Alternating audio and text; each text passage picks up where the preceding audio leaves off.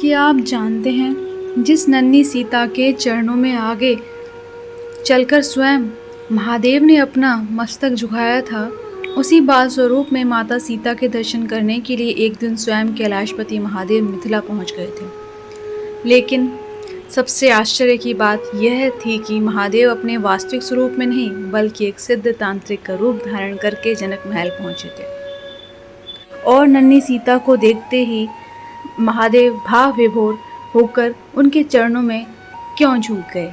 आइए सुनते हैं माता सीता और महादेव की यह अद्भुत लोक प्रचलित कथा। मिथिला की पवित्र धरती पर उस दिन सब कुछ सामान्य था। राजा जनक का महल खुशियों से भरा हुआ था, लेकिन अचानक राजमहल में ऐसी बेचैनी फैल गई मानो खुशियों पर किसी अनजाने संकट की छाया पड़ गई हो। राजा जनक और माता सुनैना की नन्ही जनक लली बाल स्वरूप में विराजमान माता सीता लगातार रोए जा रही थी। कभी माता सुनैना उन्हें अपनी गोद में लेकर दुलारती, कभी उनके मस्तक को चूमती और कभी उन्हें दूध पिलाने का प्रयास करती, लेकिन नन्ही सीता का रुदन थमने का नाम ही नहीं ले रहा था। माता सुनैना की आंखों में चिंता उतर आई। वह बार बार अपनी पुत्री को देखकर सोचती, मेरी बिटिया को आखिर क्या हुआ है। महल की दासियां भी तरह तरह की बातें करने लगी। किसी ने इन्हें बीमार बताया, किसी ने नज़र लगने की बात कही, तो किसी ने किसी अदृश्य बाधा का संकेत माना। धीरे धीरे यह बात पूरे मिथिला में फैल गई। राजकुमारी सीता बहुत रो रही हैं। जिसने भी सुना वह चिंतित हो उठा, क्योंकि यह कोई साधारण बालिका नहीं थी। ये थी मिथिला की प्राण प्रिय जनक लली। लोक प्रचलित कथा के अनुसार जब यह समाचार भगवान शिव तक पहुंचा तो उनके हृदय में वात्सल्य उमड़ पड़ा। जिन्हें संसार महादेव, देवाधिदेव और महाकाल कहकर पुकारता है, वही शिव उस दिव्य बालिका के दर्शन के लिए मिथिला की ओर चल पड़े। लेकिन एक समस्या थी।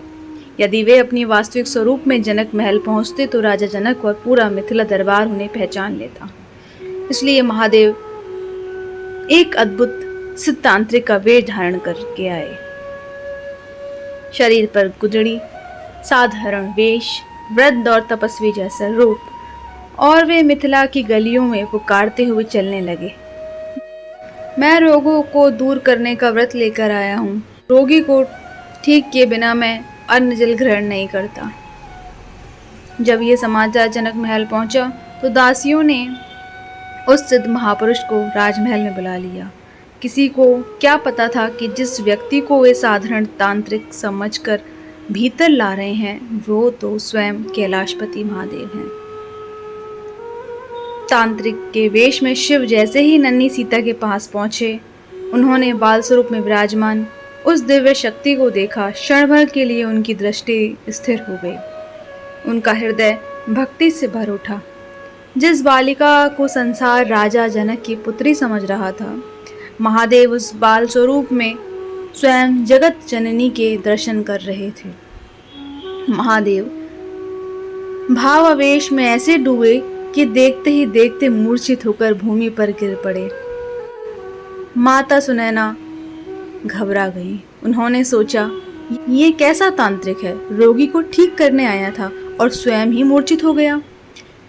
कुछ क्षण बाद शिव ने आंखें खोली और उनके मुख से निकला, हरि हरि।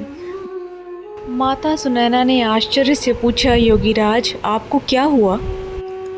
महादेव ने मुस्कुराकर बात संभाली, माता मैं अपने गुरुदेव का ध्यान करके इस बालिका की व्याधि का कारण जान रहा था, लेकिन भीतर से तो वे उस दिव्य बालिका को प्रणाम कर रहे थे जिनके चरणों में आने वाले युगों में स्वयं भगवान श्री राम भी अपना हृदय अर्पित करने वाले थे। इसके बाद तांत्रिक रूप में आए शिव ने नन्ही सीता की 3 बार परिक्रमा की। फिर उन्होंने अपना मस्तक उनके चरणों में रख दिया। माता सुनैना यह देखकर चकित हो गई। उन्होंने पूछा, योगीराज आप तो वृद्ध और ब्राह्मण हैं, इस छोटी सी कन्या के चरणों में अपना सिर क्यों रख रहे हैं? महादेव ने सहज भाव से उत्तर दिया, माता यह उपचार की एक विशेष विधि है, आप चिंता ना करें। लेकिन वास्तविकता तो यह थी कि जिसे संसार एक छोटी बालिका समझ रहा था। महादेव उनके भीतर स्वयं जगदम्बा के दर्शन कर रहे थे, क्योंकि जनक नंदिनी केवल राजा जनक की पुत्री नहीं थी, वे जगत जननी थी। महादेव ने मन ही मन उस दिव्य बालिका की स्तुति की। हे तपे हुए स्वर्ण के समान दिव्य आभा वाली, कमल के समान निर्मल नेत्रों वाली और पूर्ण चंद्रमा के समान शीतल मुख वाली माता, आप जनक महाराज के घर में बाल रूप में क्रीड़ा कर रही हैं। हे समस्त संसार को आनंद और कल्याण प्रदान करने वाली देवी, हम पर प्रसन्न होइए। और फिर एक अद्भुत चमत्कार, जिस बालिका का रुदन घंटों से बंद ही नहीं हो रहा था, उसने धीरे धीरे अपनी आंखें खोली, महादेव की ओर देखा और उनके मुख पर एक दिव्य मुस्कान खिल उठी। माता सुनैना की आंखों से आनंद के आंसू बहने लगे। नन्ही सीता शांत हो गई और दुग्धपान करने लगी। जिस महल में कुछ क्षण पहले चिंता थी, वही अब आनंद की लहर दौड़ पड़ी। दासियां प्रसन्न होकर एक दूसरे को देखने लगी। माता सुनैना ने अपनी पुत्री को हृदय से लगा लिया और उस क्षण किसी को भी पता नहीं था कि यह केवल एक बालिका का रोना बंद होना नहीं था, ये तो स्वयं महादेव की आराध्य जग जननी के बाल स्वरूप की एक अद्भुत लीला थी। जब राजा जनक को ये ज्ञात हुआ कि उस सिद्ध पुरुष की कृपा से उनकी पुत्री शांत हो गई है, तो उन्होंने अत्यंत प्रसन्न होकर उन्हें स्वर्ण, रजत और राजकोष से सम्मानित करना चाहा, लेकिन वह सिद्ध पुरुष तो स्वयं वैरागी थे। उन्होंने सब कुछ लेने से इनकार कर दिया। उन्होंने केवल इतना कहा, राजन, मुझे धन संपत्ति नहीं चाहिए, यदि देना ही चाहते हो तो इस बालिका का पहना हुआ कोई वस्त्र दे दीजिए। माता सुनैना ने प्रेम पूर्वक नन्ही सीता का एक वस्त्र उन्हें दे दिया। महादेव ने उसे अपने लिए किसी धन से भी अधिक मूल्यवान माना। फिर एक बार नन्ही सीता की परिक्रमा की, उनके चरणों में शीश झुकाया और देखते ही देखते वह सिद्ध तांत्रिक वहां से अंतर्धान हो गए।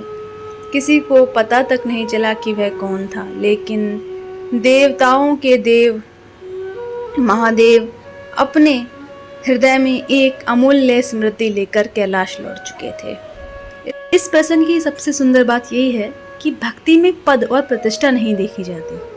स्वयं महादेव देवों के देव हैं, फिर भी जब उन्होंने बाल स्वरूप में माता जानकी के दर्शन किए तो उनका अहंकार नहीं, भक्ति जागी। उन्होंने धन नहीं मांगा, उन्होंने सम्मान नहीं मांगा, उन्होंने राजवैभव स्वीकार नहीं किया।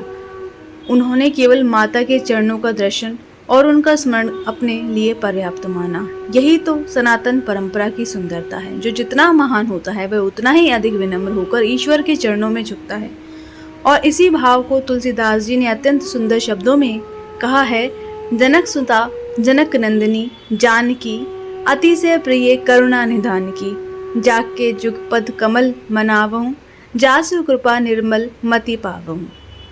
माता जानकी के चरणों में वही महादेव झुके जिन्हें संसार स्वयं महादेव कहकर पूछता है।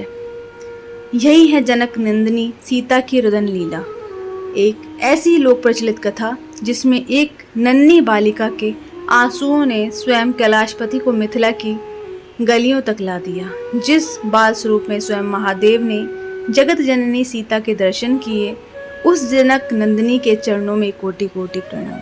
अगर आपको भी माता सीता और महादेव की यह दिव्य लीला भावुक कर रही हो तो कमेंट में प्रेम से लिखें जय श्री सीताराम और इस पावन कथा को अपने प्रियजनों तक अवश्य पहुंचाएं। जय श्री सीताराम। हर हर महादेव।